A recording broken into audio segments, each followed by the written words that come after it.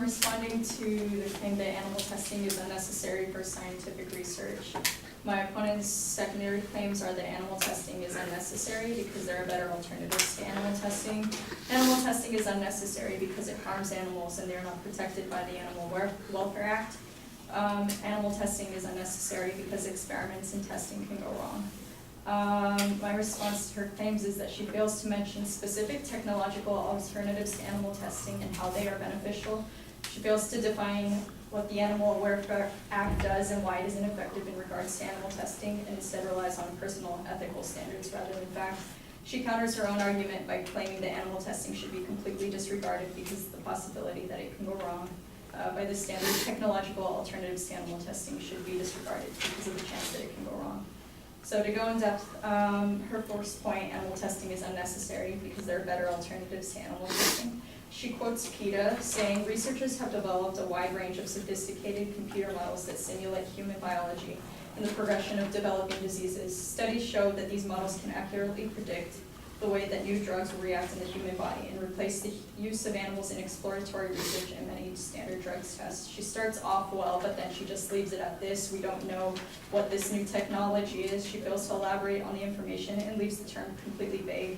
PETA in itself is already a biased, agenda-based site that fails to present statistics for both sides of the argument. However, in the same quote my opponent provided, there are links that give some context as to what these technological alternatives could have been. The example given by PETA in this quote leads us to an abstract by the National Health and Environmental Effects Research Laboratory called in silico modeling of asthma. It states a morphological algorithm defining the heterogeneity of asthma has been integrated with a computer code that formulates the behavior and fate of inhaled drugs.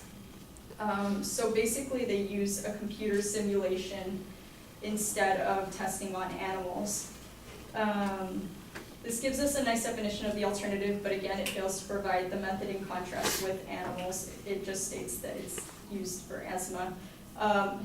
My opponent gives her own context that this is a better form of testing, but she left out in regards to its success rates and limitations and why. She could have strengthened her argument by quoting someone else. In a magazine by Frontiers in Physiology, they talk about cardiotoxicity as being one of the main causes of withdrawal during drug development, and identifying at early stages drugs that may cause adverse effects in specific human subpopulations is still a major challenge. But they say that human in silico drug trials demonstrate higher accuracy than animal models in predicting clinical proarrhythmic cardiotoxicity. In silico drug trials for a total of 62 reference compounds were performed in the control population of 1,213 human ventricular AP control models and displayed healthy-looking AP phenotype in agreement with human experimental recordings from undiseased hearts. So there is information that presents a good argument for in silico testing, but she just didn't present it. In her next sub-point, she does infer that alternative methods are much cheaper than animal testing and quotes a chart from the Human Society International that claims most in vitro testing or glass testing is approximately $10,000 cheaper than most animal testing procedures. She claims that an unscheduled DNA synthesis test with animals is $32,000 as opposed to lab testing, which is $11,000. Given the lack of statistics for whether or not in vitro testing works better than a live subject, the extra $10,000 to $20,000 spent on testing seems to be worth the investment. Her claim could have been strengthened by using the same chart and juxtaposing a $700,000 animal procedure to a $22,000 in vitro test, as is stated on the same chart.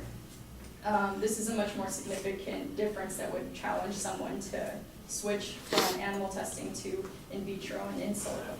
Her second point, animal testing is unnecessary because it harms animals and they are not protected by the AWA. She cites D. Thompson Gale very vaguely, stating that he claims to have said in his book Animal Experimentation that treating animals with less respect than humans is speciesism. I wanted to find the credibility of this source, but couldn't find an animal activist or writer by the name of D. Thompson Gale, but did find a book by the same title with a publishing group called Thompson Gale, written in 2004. I'm assuming that this is where the quote came from in the first chapter called Animals Are Entitled to Rights by Tom Regan, as he states that giving only humans inherent value is blatant speciesism. Tom Regan is a professor of philosophy at North Carolina State University in Raleigh. So while he has good credentials, his area of expertise is in philosophy, which makes this a moral dilemma instead of an objective one. The book, however, is incredibly unbiased because it is filled with different researchers with opposing viewpoints on the same topic of animal testing. For example, chapter 12 is called Chemical Testing on Animals Saves Lives by Gina Solomon, a senior scientist with the Natural Resources Defense Council, while chapter 13 is called Testing Animals is Unreliable by Alex Fano, a director of Campaign for Responsible Transplantation. Overall, the book is credible and has different viewpoints, and she could have used that in a more appropriate way. Her next subpoint claims that animals used in experiments are not protected by the AWA. She uses procon.org, which serves as a subjective debate platform. She uses the claim that 95% of animals used in experiments are not protected by the AWA. The quote continues, the AWA covered 820,812 animals used for testing in fiscal year 2016, which leaves around 25 million other animals that are not covered. These animals are especially vulnerable to mistreatment and abuse without the protection of the AWA. The only part that she did conveniently leave out is that 95% of these animals consist of rats, mice, fish, and birds. Not to say that these animals don't deserve fair treatment, but leaving out this piece of information does seem to be to manipulate the audience's perception of the issue at hand. It makes it seem that if the information was included, the gravity of the situation would be negated.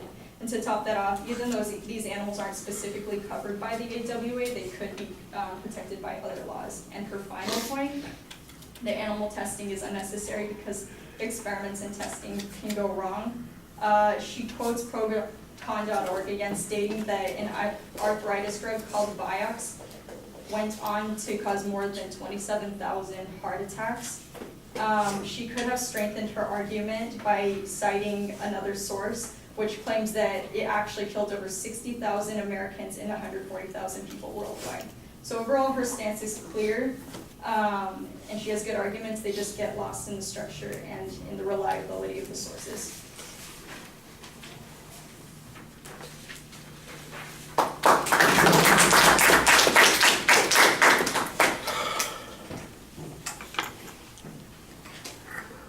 Well, I think you have a nice, extensive discussion of the evidence that the advocate used. It's also well organized. You do a nice job presenting to the audience, and I think you present some of the technical terminology effectively that enhances your credibility. The problem is 90% of what you're doing is a critique of the speech, not a refutation of the speech. In fact, in 2 or 3 places, you offered better evidence to prove the advocate's point than the advocate had for themselves, which is not the purpose of a refutation. The defense attorney doesn't win an argument by saying, here's better evidence about how guilty my client is than the prosecution presented. That's not their goal and objective. So I think you're kind of missing the point on a couple of these arguments. I do think that there are some places where there is reasonable criticism of the way the advocate presented their argument, but then your answer to that is to, like I said, suggest another way of fixing it. The very last example, I think, is a perfect point.